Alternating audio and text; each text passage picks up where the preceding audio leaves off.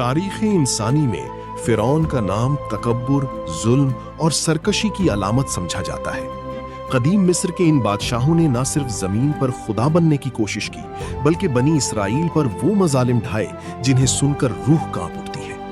انہی میں سے ایک فرعون رامسیس دوم تھا، جس نے حضرت موسیٰ علیہ السلام کی دعوت حق کو جھٹلایا اور اپنی طاقت کے نشے میں چور ہو کر خود کو کائنات کا رب کہلانے لگا۔ جب فرعون کے مظالم حد سے بڑھ گئے اور اس نے اللہ کے نبی اور ان کے پیروکاروں کا پیچھا کیا تو قدرت کا فیصلہ آ گیا۔ حضرت موسیٰ علیہ السلام نے جب اللہ کے حکم سے اپنا عصا سمندر پر مارا تو پانی 2 حصوں میں بٹ گیا اور راستہ بن گیا۔ بنی اسرائیل تو پار نکل گئے، لیکن جب فرعون اپنے لشکر سمیت اس راستے پر پہنچا تو وہی پانی اس کے لیے موت کا جال بن گیا۔ سمندر کی بکھری ہوئی لہریں آپس میں مل گئیں اور اس نے اپنی آنکھوں سے اپنی سلطنت اور طاقت کو غرق ہوتے دیکھا۔ موت کو سامنے دیکھ کر اس نے پکارا کہ میں ایمان لایا، لیکن تب تک بہت دیر ہو چکی تھی۔ جب فرعون سمندر میں غرق ہوا تو سمندر نے اس کی لاش کو اللہ کے حکم سے باہر پھینک دیا، جبکہ باقی لشکر کا کوئی نام و نشان نہ ملا۔ یہ واقعہ آج سے تقریباً 3500 سال پہلے پیش آیا تھا۔ جب فرعون سمندر میں غرق ہوا تو سمندر نے اس کی لاش کو اللہ کے حکم سے باہر پھینک دیا، جبکہ باقی لشکر کا کوئی نام و نشان نہ ملا۔ یہ واقعہ آج سے تقریباً 3500 سال پہلے پیش آیا تھا۔ مصریوں میں سے کسی نے ساحل پر اس کی لاش پہچان کر اہل دربار کو خبر دی اور فرعون کی لاش کو محل پہنچایا گیا۔ درباریوں نے اسے مصالحہ لگا کر پورے شاہی احترام کے ساتھ تابوت میں رکھ کر محفوظ کر دیا۔ حنوط کرنے کے عمل کے دوران ایک چھوٹی سی غلطی ہوئی۔ فرعون جس سمندر میں ڈوب کر مرا تھا، اس وجہ سے اس کے جسم پر سمندری نمکیات کی ایک تہہ جمی رہ گئی تھی۔ مصریوں نے اس کی لاش میں نمکیات کی وہ تہہ اسی طرح رہنے دی اور اسے حنوط کر دیا۔ وقت گزرتا گیا، زمین اور آسمان نے بہت سے انقلاب دیکھے جن کی گرد کے نیچے سب کچھ چھپ گیا، یہاں تک کہ فرعون کی حنوط شدہ لاش بھی زمین کی تہوں میں کہیں گم ہو گئی۔ ان کی تعمیرات اور قصے لوگوں کے ذہنوں سے محو ہو گئے۔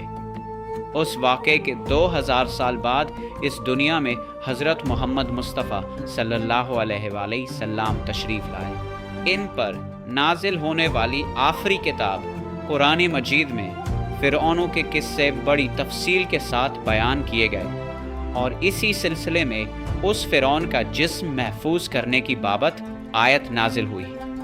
اس کی سچائی پر سب اہل ایمان کا پختہ یقین تھا، لیکن وہ یہ سمجھنے سے قاصر تھے کہ اس خدائی کا دعویٰ کرنے والے کی لاش کہاں محفوظ کی گئی اور کیسے اسے عبرت کا نشان بنایا جائے گا۔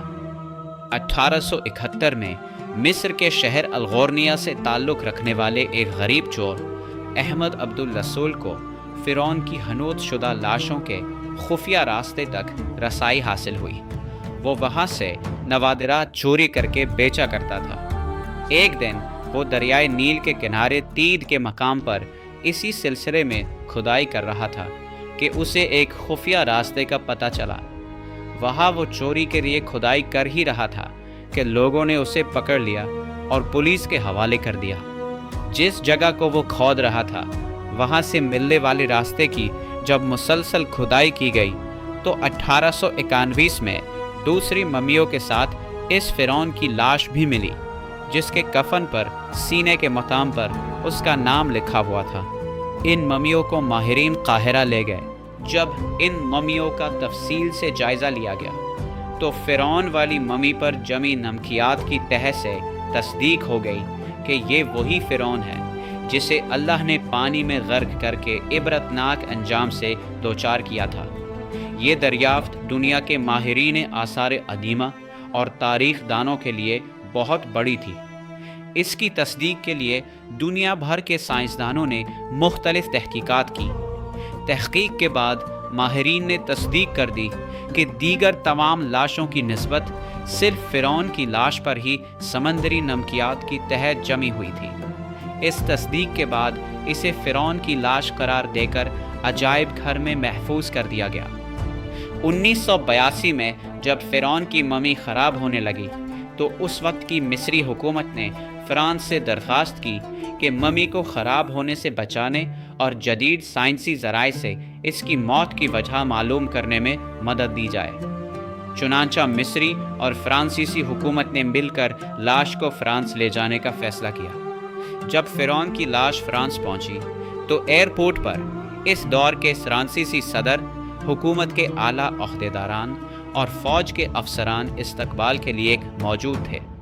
فرعون کی لاش کا استقبال کسی زندہ بادشاہ کی طرح کیا گیا۔ فوجی دستوں نے سلامی دی۔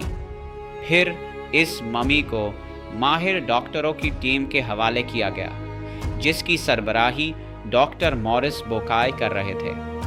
مائکروسکوپک ٹیسٹوں کے ذریعے ممی کے تمام اجزاء کا باریک بینی سے جائزہ لیا گیا تو معلوم ہوا کہ اس کی لاش پر سمندری اثرات اب بھی موجود ہیں اور موت کی وجہ بھی پانی میں ڈوبنا ہی تھی۔ ایک بادشاہ کی موت پانی میں ڈوبنے کی وجہ سے ہونا ڈاکٹر مورس کے لیے حیرت کی بات تھی۔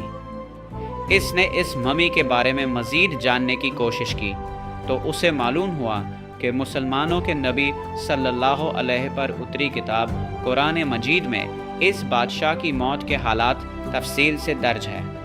اسے بتایا گیا کہ جہاں سے یہ لاش ملی وہ اسلامی ملک ہے اور وہاں قرآن میں یہ سب پہلے سے موجود ہے۔ چنانچہ تجسس کے ہاتھوں مجبور ہو کر وہ مصر پہنچا۔ وہاں اس نے مصر کے سائنسدانوں سے ملاقات کی اور انہوں نے قرآن پاک کھول کر سورہ یونس کی آیات 90 تا 92 کا ترجمہ لفظ بلفظ سنایا۔ بس آج ہم تیرے جسم کو بچا لیں گے تاکہ تو اپنے بعد والوں کے لیے عبرت کا نشان بنے۔